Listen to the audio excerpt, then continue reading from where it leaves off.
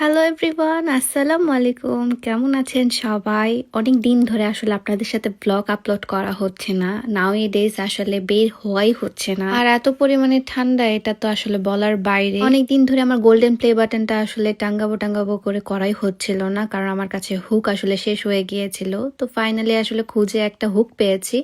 দেখলাম যে এখানে একটা হুকে আসলে হবে না, এখানে দুইটা হুক লাগবে। তো আমি আরেকটা হুকের মাপ নিয়ে নিচ্ছিলাম আমার আইলাইনার দিয়ে। আমি এই প্লেসটাতে সব সময় আমার ভিডিওগুলো করে থাকি বলে আমি এই প্লেসটাই আসলে চুজ করেছিলাম, যেন আমার আর কি ভিডিওতে একটু অ্যাট্রাকটিভ লাগে, আর কোনো কিছুই না। তো এই তো ফাইনালি আমি আমার গোল্ডেন প্লে বাটনটা আসলে টাঙ্গিয়ে ফেলেছি আলহামদুলিল্লাহ। এই যে আমার গোল্ডেন প্লে বাটন, আলহামদুলিল্লাহ। এটা আসলে আমি স্বপ্ন দেখতাম একটা টাইমে, এখন আল্লাহ তাআলা আসলে পূরণ করে দিয়েছি আলহামদুলিল্লাহ। অ্যান্ড এই যে আমি একটু রেডি হয়েছিলাম, আজকে অনেক মন মতো করে ঘুরবো এবং একটু শপিং করব। আমি শপিং করব এটা নিয়তে যাইনি, বাট ঘুরবো এই নিয়তে গিয়েছিলাম। এবং সামিউল কাজে যাচ্ছিল, তাই ভাবলাম যে তার সাথে আসলে বেরিয়ে পড়ি। এই জ্যাকেটের চেনটা না আমার কেন জানি মানে লাগাতেই পারছিলাম না, তাই আমি এখানে সামিউলের হেল্প নেই। এই সিস্টেমটা একটু অন্যরকম ছিল, সেজন্য সে আমাকে বুঝিয়ে দিচ্ছিল যে এভাবে করতে হবে। আমি আগে থেকে এরকম ধরনের চেন জাতীয় কোনো জিনিস পরতে আসলে একটু পারদর্শী কম। আমার খুব অসুবিধা হতো, আগে আব্বু না হলে আম্মু এভাবে পরিয়ে দিত, কিন্তু এখন আমার হাজবেন্ডই পরিয়ে দেয়, যাক আলহামদুলিল্লাহ। আগে থেকে চেন জাতীয় কোনো জিনিস পরতে গেলে আমি চেনটা নষ্ট করে ফেলতাম, কেন জানি এই জিনিসটা আমার বারবার আমার সাথে হয়। যাই হোক, ব্যাপার না, এটা নিয়ে আসলে এত কথা বলে লাভ নাই। তো আমি একদম পুরো একটা জাম্বু জ্যাকেট পরেছি। এটা কানাডা গুসের একটা জ্যাকেট, এবং জ্যাকেটটা একটা পরলেই আসলে সম্পূর্ণ আমার শীত কাভার হয়ে যায়। এরপর তো আমি চলে গেলাম বাইন কফে, আবার আমার কোচের ব্যাগটা আছে কিনা অ্যাভেলেবেল সেটা দেখার জন্য। বাট আনফর্চুনেটলি আমি যে ব্যাগটা আসলে নিয়েছিলাম সেই ব্যাগটার অন্য কালার অ্যাভেলেবেল আছে, লাইক এই কালারটা, যেটা আমার এত পরিমাণে পছন্দ হয়নি। আমার আগের কালারটা এত পরিমাণে পছন্দ হয়েছিল যে ওটাতেই মনটা আসলে আটকে ছিল। মেইনলি আমি একটা আপুর সাথে দেখা করতে গিয়েছিলাম, সুহি আপু। এই আপুর সাথে আমি রেগুলারলি বের হই, আপনারা জানেন। বাংলাদেশ গিয়েছিলাম, আমার জন্য একটা খুব সুন্দর গিফটও নিয়ে এসেছে, ছিল নাকি আমার birthday gift. Thank you so much আপু। তারপর তো আমরা এখানেই ঘোরাফেরা করি। বাইন কফ আসলে সব ব্র্যান্ডের দোকানগুলো এখানে আছে সবগুলো।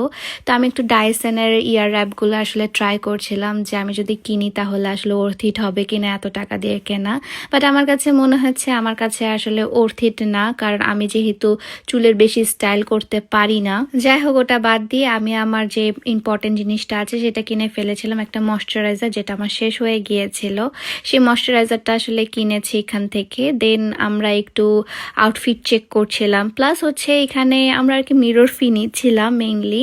অ্যান্ড আমি এখানে আরও দেখছিলাম যে আর কি কি নেওয়া যায়। এদিন আমি খুব সুন্দর একটা আমাদের শর্ট কুর্তি পরেছিলাম, শর্টও না ঠিক, এটা আমাদের সেমি লং যে কুর্তিটা সেটা পরেছিলাম। এটা আমার আর্টস অফ পিয়ার একটা কুর্তি, অনেক সুন্দর একটা কুর্তি। আমি আলাদাভাবে এটা ভিডিও করেছিলাম, আপনারা দেখেছিলেন।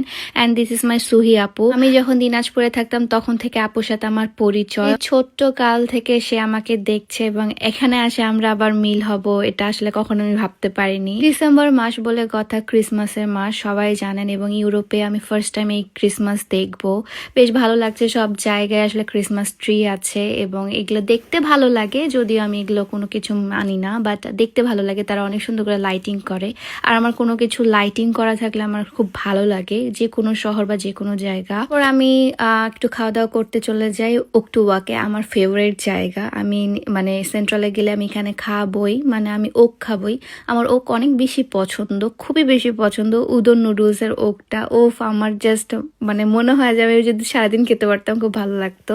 দেন খাওয়া দাওয়া শেষে আমরা একটু সামনের দিকে যে ডগলাসে যাই, ডগলাসের একটা নতুন ব্রাঞ্চ ওপেন করেছে, সো ডগলাসে যাই আর কি। ডগলাসে গিয়ে আমি দেখি যে কি কি নেওয়া যায়, যেহেতু আমি আমার লিপটিনটাও হারিয়ে ফেলেছিলাম, সো আমি ওখান থেকে একটা আমার লিপটিন নিব এখন। আসলে ডগলাসে গেলে আমি কনফিউজড হয়ে যাই যে কোনটা আসলে নেব। আমার তো কাছে সব কিছুই আছে, আমার কাছে আলহামদুলিল্লাহ আমার প্রয়োজনীয় বা একটা মানুষের, একটা মেয়ে মানুষের আসলে মেকআপের যতগুলো প্রয়োজনীয় জিনিস থাকে সবগুলোই আছে আলহামদুলিল্লাহ। বাট তাও কেন জানি মনে হয় যে আমি সেখানে গিয়ে আরও কোনো কিছু নিতে পারি। আমার মনে হয় যে এই হাইলাইটারটাও দরকার, এই হাইলাইটারটা ওই ড্রেসের সাথে ভালো লাগবে, একটু গর্জিয়াস মেকআপের সাথে ভালো লাগবে।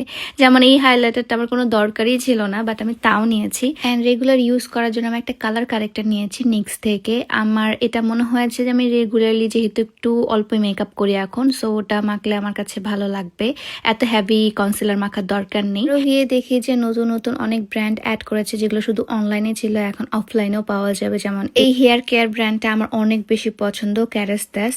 আমার খুবই পছন্দ এটা, স্পেশালি তাদের নাইট সিরামটা, যেটা চুলে শুধুমাত্র দিতে হয়। এটা খুবই ভালো এবং এখানকার অনেকগুলো প্রোডাক্ট আসলে আমার ইউজ করতে ইচ্ছা করে, বাট অনেক এক্সপেন্সিভ, সেজন্য সবগুলো আসলে এফোর্ড করতে পারি না। তারপর দেখলাম কোরিয়ান যে প্রোডাক্টগুলো আমি অনলাইন থেকে কিনতাম সেগুলো হচ্ছে অফলাইনে তারা ডিসপ্লে করেছে। আমার পছন্দের সানস্ক্রিনটাও এখানে আছে গাইস। এখান থেকে পারচেস করার পর আমি চলে গেলাম একটু প্রাইমার্কে। আমি জাস্ট দেখতে চাই যে নতুন নতুন কি বের হয়েছে। আর প্রাইমার্ক এমন একটা জায়গা যেখানে আপনি গেলে কিছু না নিয়ে আসতে পারবেন না, এমনই একটা জায়গা আসলে। মানে চিপের মধ্যে বেশ ভালো ভালো জিনিস পাওয়া যায়, জুয়েলারি, পিজি সেটগুলো স্পেশালি। আর এখানে ম্যাক্সিমাম জামা কাপড় মেড ইন বাংলাদেশ হওয়ার কারণে আসলে আরো বেশি কমফোর্টেবল লাগে আমার পরতে। তো এই তো একটু শপিং করেছি, মন মতো আসলে না, আমার কাছে সবকিছু আলহামদুলিল্লাহ আছে, প্রয়োজনীয় সবকিছু কিনেছি এবং না প্রয়োজনীয় অনেক কিছু কিনেছি। কেনার পর আমরা একটু ঘোরাফেরা করছিলাম। আপু আসলে ভিডিওতে আসতে কমফোর্টেবল না, সে আমার ভিডিও করে দিচ্ছিল, এই জন্য আমি তাকে খুব ভালো লাগে যে সে সবসময় আমার ভিডিও করে দেয়, সে বুঝে এই জিনিসটা। অনেক সময় আমি না বললেও সে আমার ভিডিও করে দেয়। এর মাঝে আমরা ফ্রাইস খেয়েছি, ওটার ভিডিও নেওয়া হয়নি। তারপর আমরা একটু বাবল টি খেতে চলে গিয়েছিলাম। বাবল টিটা আসলে মিক্সড করা ছিল না, তাই আমার মুখের এক্সপ্রেশনটা খুব বাজে, আপনারা দেখতে পাবেন। এখন মিক্সড করার পর এটা খুবই মজা লাগছিল। এই তো এখন বাসায় চলে আসার পালা। অনেক ভালো একটা টাইম কেটেছে আমাদের দুই বোনের, আলহামদুলিল্লাহ। তারপর বাসায় এসে দেখি যে আমার প্রাণপ্রিয় হাজবেন্ড ছিটা রুটি বানাচ্ছে আমার জন্য, কারণ আমি 2 দিন আগে বলেছিলাম আমার কেন যেন ছিটা রুটি খেতে ইচ্ছা করছে, এবং হিয়ার ইট ইজ, সেই কথাটা আবার মনেও রেখেছে। কোথা থেকে যে কথাবার্তা সে মনেও রাখে, এবং সে বানানোর ট্রাই করতেছে আমার জন্য, যদিও এটা খুব ভালো মতো সাকসেসফুল হয়নি, বাট অ্যাটলিস্ট হি ট্রাইড। মানে আমার এই জিনিসটা অনেক বেশি ভালো লেগেছিল, অ্যান্ড আমি যতটুকু হয়েছিল না কেন আমি খেতে পেরেছিলাম।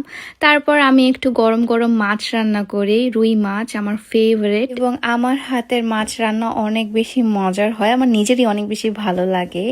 তারপর এই তো আমি আসলে আমার কয়েকটা ড্রেসের শ্যুট করছিলাম, এগুলো আমাদের উইন্টার কালেকশন। ভিতরে ইনার যে টি শার্টটা পরেছি ওটা, তারপর আউটার যে ডেনিমের আমি কুর্তিটা পরেছি, এটাও আপনারা আমার পেজ আরসুফিয়াতে পেয়ে যাবেন। আর এভাবে আমি আজকের ব্লগটাও শেষ করছি। আপনাদের কেমন লেগেছে অবশ্যই কমেন্ট করে জানাবেন। আল্লাহ হাফেজ।